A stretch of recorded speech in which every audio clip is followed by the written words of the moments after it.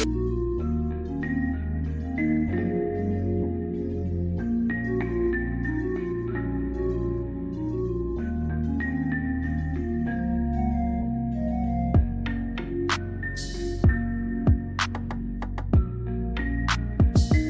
everyone, welcome back to ASR, African Stories Realized.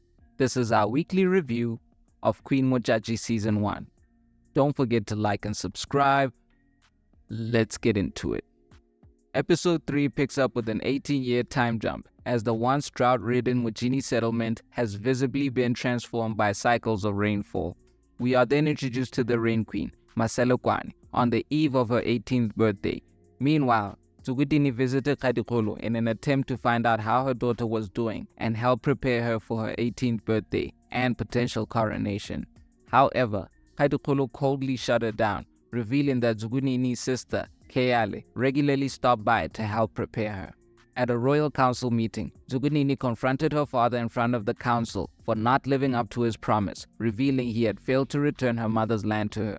However, Mambo was defiant, threatening them all and walking out on the council. Tsugudini was then visited by a mad wizard who stoked the fires of redemption in her.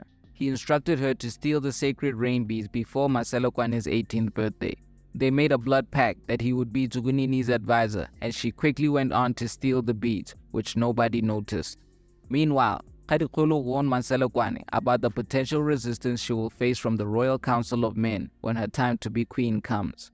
Mambo then called his final royal council, where he bid them farewell and prophesied that his death will bring many invaders from all directions. He also informed the royal council, to their dismay, that the next leader of their people would be a woman.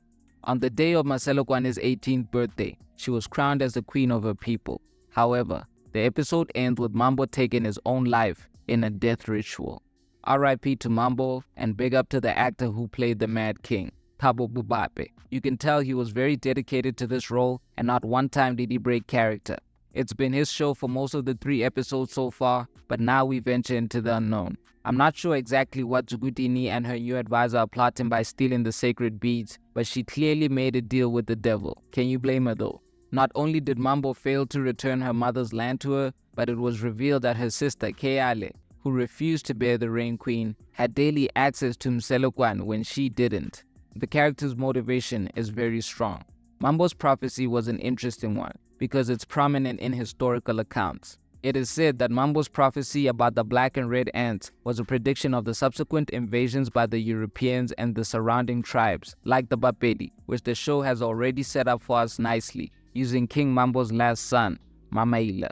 As far as I know, the death ritual that Mambo went through is more exclusive to the Rain Queens. In history, the Mambo who made the prediction about the ants was assassinated by a woman, so for most of the episode I expected Tsugudini to be the one to put an end to Mambo. I think it would have been more satisfying for everyone, and it has historical precedent, especially if Tsugudini's plans are to challenge for the throne somehow. I think there's potential for a crossover between Queen Modjadji and Shaka Ilembe.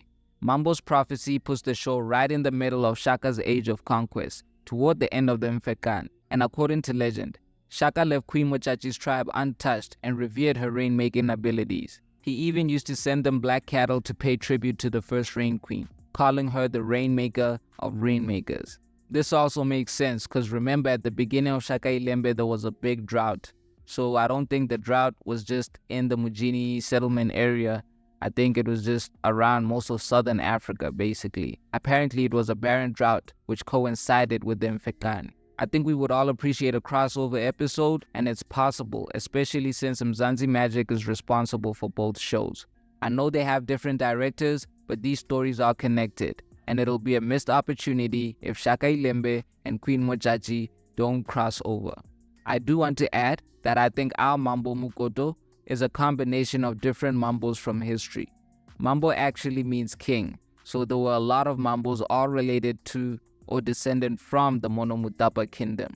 The show did well to depict how the scenery changed from a barren savanna to plush grasslands following the end of the drought. The time jump was depicted beautifully and executed masterfully. Not only was there a change in scenery, but there was also a visible change in atmosphere. I'm excited to see where the show goes from here. We'll be back next week with another review. Don't forget to like and subscribe. This is ASR for the love of African filmmaking and storytelling.